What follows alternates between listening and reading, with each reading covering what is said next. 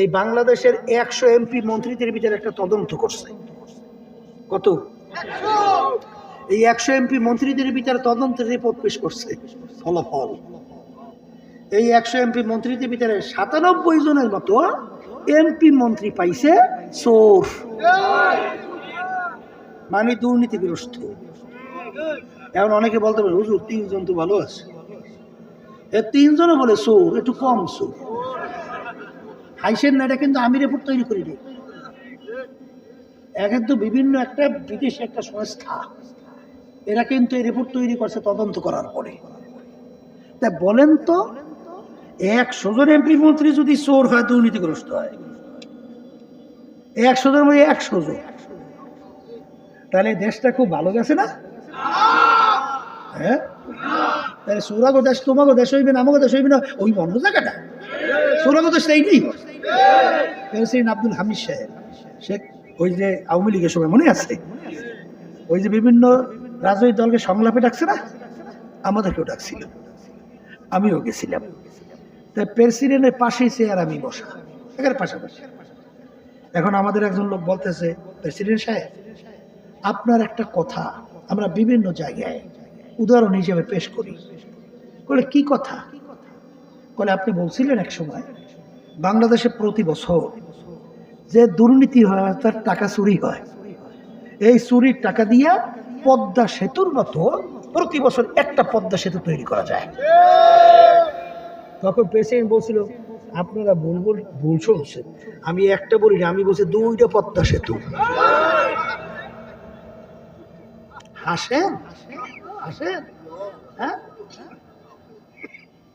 আমাদের হাতের কামাই। আজকে আমার কৃষক বাজানরা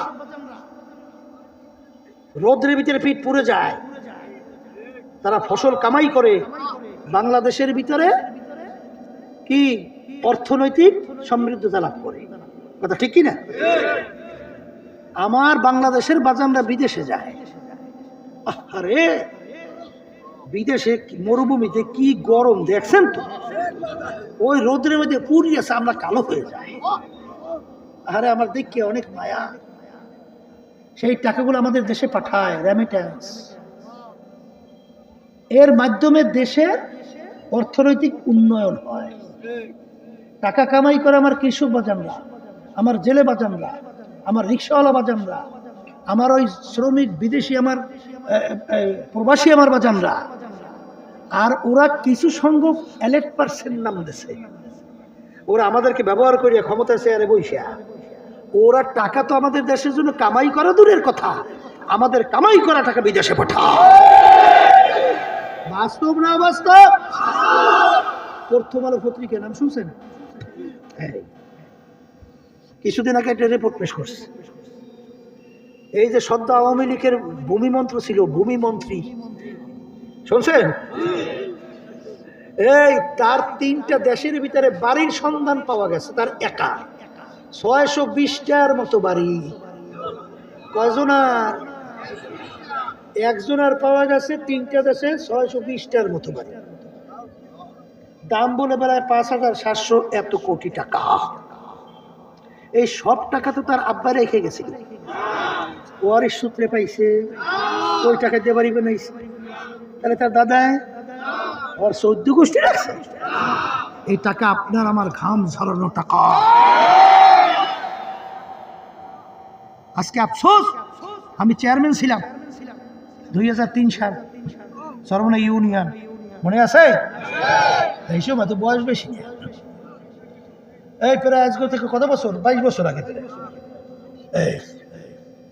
তাই সেখানে চেয়ারম্যান নিয়ম অনুযায়ী কাজ করতে হয়।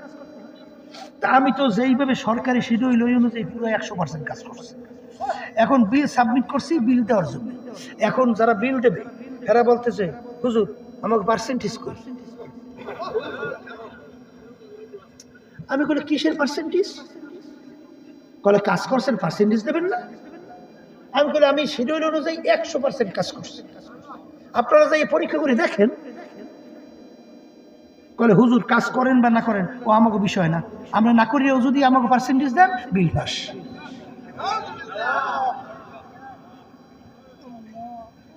এরপরে কলে আমারে খাইছে, তোরে খাইছে, আমি দিক বিছে না পাই, আমি কইলে আমি আর ওই অফিসে বসে যাইতে পারবো না, তাই লোক ঠিক করে দিলাম তোমরা যাও।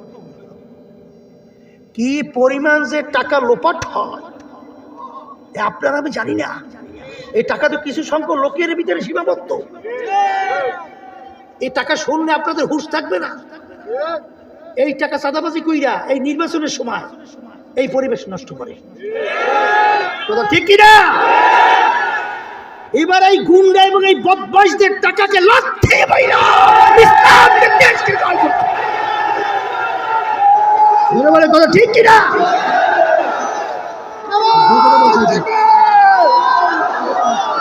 বসে ওরা কলে ব্যবসায় নিয়োগ করে, বিনিয়োগ বিনিয়োগ। আপনারা তো জানেন, আমি অনেক জানি। এই যত ব্যবসায়ীরা এই বর্মেয়াগো খালি একটা দলের মধ্যে বুঝছেন, এ কিছুদিন আগে হ্যাঁ 1000 টাকা খালি হাদিয়ে দিয়েছে। হাদিয়ে বলা তো ঠিক হইবে না, 1000 কোটি। খালি একটা কোম্পানি, আর এরকম কত কোম্পানি বাংলাদেশ শত শত। এই টাকা ওরা কষ্ট করে কামাই করছে, কিন্তু যেই কৃষক বাজানরা 500 টাকা কামাই করছে রোদ্রে পুড়িয়া, এরা বোঝে 500 টাকার মূল্য। আর ওরা হইলে এই নির্বাচনের সময় বিনিয়োগ করে, দেখেন না পিয়ার পদ্ধতি রাজি হয় নাই, তখন তো এই ব্যবসা বাণিজ্য থাকে না, গুন্ডামি চলে না, ঠিক না? ঠিক, চেষ্টা তো করছিলাম খুব, কিন্তু আল্লাহ কবুল করলে তো হবেই। তবে একটা হয়েছে, আপার লেভেল হয়েছে, ওরাও চেষ্টা করে ফিরে পারে নাই। আমরা চাইছিলাম তাহলে লোয়ার লেভেল হয়ে যায়, তাহলে কাজ বাজ দিল আল্লাহ আমাকে, পারলাম না। তা যাই হোক, শোনেন, অনেকে আমাদেরকে গালি দেন আর যা বলেন, কিন্তু বাজান ইসলামী আন্দোলন বাংলাদেশ শোনেন প্রতিষ্ঠিত হয়েছে 1987 সাল, আজকে চলে 2025, প্রায় 37 বছর, 37 প্রায় 37-38 বছর প্রায় ধরেন 37-38 বছর হয়েছে। আচ্ছা, আমাদের ব্যানারে আমাদের কোনো প্রার্থী এমপি হিসেবে সংসদে গেছে? যায় না? তাহলে আমরা তো দুর্বল, এর জন্য তো যায় নাই। আল্লাহর মতে অনেক দলের আল্লাহ সবল লাগছে, সুযোগ কিন্তু বহু ছিল। এই যে 2024, এই কথা তো আমার সঙ্গে হয়েছে, এটা আপনারা জানেন না কত সিট। আর আমাদেরকে এমন কি বিরোধী দল পর্যন্ত বানাবার চিন্তাও ছিল। এই 2024 আওয়ামী লীগ, বিএনপি কি কি আমাদের কাছে প্রস্তাব দেয় তো আপনারা জানেন, তো আমি জানি। এত আল্লাহর রহমতে মনে করবেন 1 আর 2, কিন্তু এই এমপির মর্যাদা, মন্ত্রিত্বের মর্যাদা, সম্পদের টাকার মর্যাদা বা পাওয়া, এটা কি আমরা বুঝি না? কিন্তু বোঝার পরেও ওই পথে না হাইটে হাঁটলাম উল্টা। বলে তা কি, কিছুদিন আগে বিএনপির কত খাতির আমাদের সঙ্গে, দেখেন না?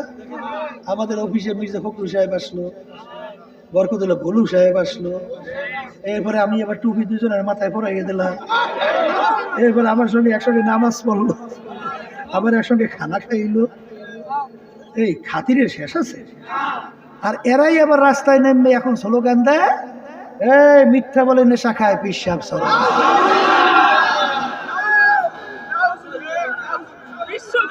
শুনছেন না শোনেন নাই? শুনছেন?